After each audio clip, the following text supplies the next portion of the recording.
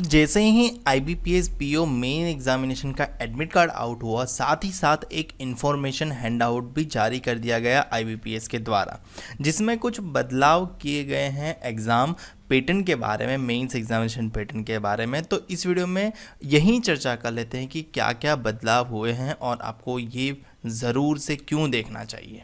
ठीक है, क्योंकि डेफिनेटली अगर आप यहाँ पे नहीं देख के जाओगे तो आपको एग्ज़ाम में कुछ नया लगेगा। इट्स बेटर कि पहले से देख के समझ के जाओ। अब यहाँ पे मेन एग्जामिनेशन में होता क्या था, पहले 4 सब्जेक्ट ऑब्जेक्टिव में रहते थे और एक टेस्ट रहता था इंग्लिश डिस्क्रिप्टिव में, जहाँ पे आपको एक लेटर और एक ऐसे टाइप करना रहता था। 25 मार्क्स और इंग्लिश में टाइप करना 30 मिनट का समय मिलता था। और डिस्क्रिप्टिव और ऑब्जेक्टिव पोर्शन में 4 सब्जेक्ट रहते थे। Reasoning and computer aptitude 45 question 60 marks 60 minutes. General economic and banking awareness 40 question 40 marks 35 minutes. English language में 35 क्वेश्चन 40 मार्क्स 40 मिनट्स। और डेटा एनालिसिस इंटरप्रिटेशन में 35 क्वेश्चन 60 मार्क्स 45 मिनट्स। सो ऐसा करके ओवरऑल पेपर आता था। बट यहाँ पे प्रॉब्लम क्या होती थी पता है, कैंडिडेट को यही नहीं पता होता था कि कौन सा क्वेश्चन कितने मार्क्स का है, क्योंकि यहाँ पे 45 क्वेश्चन है रीजनिंग में, बट टोटल 60 मार्क बनते हैं। तो जाहिर है कि कुछ क्वेश्चन 1 मार्क के होंगे, कुछ क्वेश्चन 2 मार्क के होंगे, या काफ़ी टाइम तो ये भी लगता था कुछ लोगों को कि कुछ क्वेश्चन 1.5 मार्क के भी है।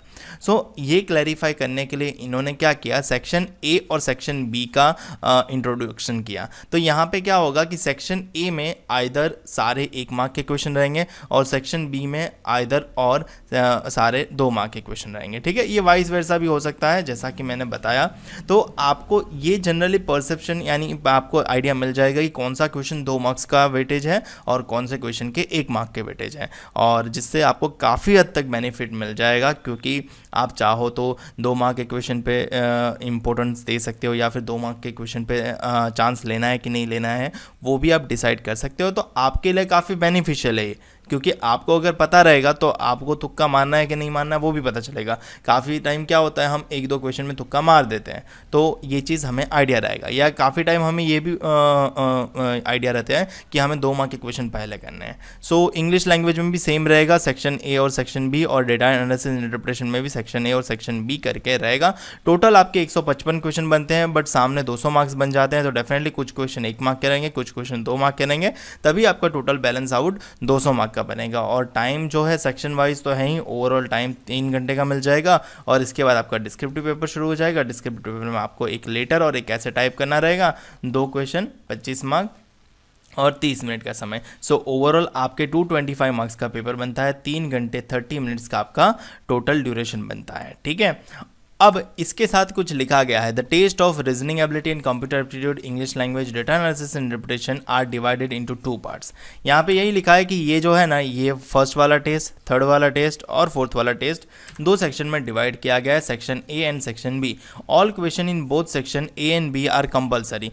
आपके ये ए के क्वेश्चन भी कंपलसरी है, बी के क्वेश्चन भी कंपलसरी है। तो ये सारे क्वेश्चन कंपलसरी है, ऐसा नहीं कि उसमें आपको ऑप्शनल मिलेगा जैसे डिस्क्रिप्टिव में मिलता है। तो ऐसा नहीं होगा, आपको सारे क्वेश्चन तो अटेम्प्ट करने ही करने हैं, यानी वो इंपॉर्टेंट है।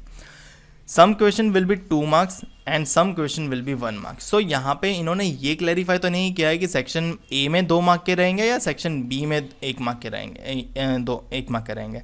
सो ये डिपेंड करेगा, या फिर उसके वाइस वर्सा मिल जाएगा, बट आपको सेपरेट मिल जाएगा, जो आपके लिए काफ़ी बेनिफिशियल है।